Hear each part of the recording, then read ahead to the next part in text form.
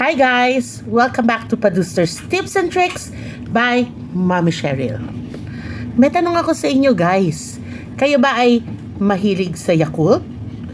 Yakult kayo dyan! Okay ka ba dyan? Just kidding. Okay? Yung family ko sobrang hilig sa Yakult. Lalo-lalo na yung bunso kong anak. Nilalaklak ang Yakult mayat maya. Okay? Kaya ang lakas-lakas naming uminom nito. Siguro mga more than 10 packs in a week. Ganung kalakas. So tanong ko sa inyo, saan kayo bumibili ng Yakult? Kayo ba ay bumibili sa naglalako or do sa grocery? Meron akong tip sa inyo kung saan nakakabili ng murang Yakult. Alam niyo ba kung saan? Sa SNR.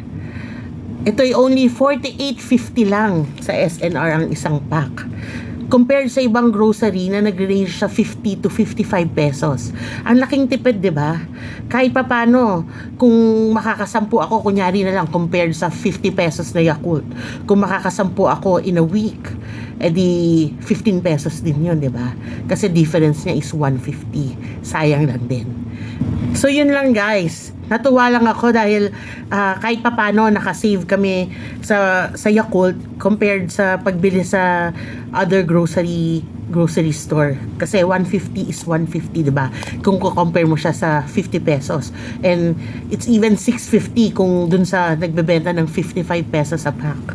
Kaya yun lang. Sana natuwa kayo sa tip doon sa mga hindi pa may alam nito, 'di ba? So, sige guys, sa susunod ulit.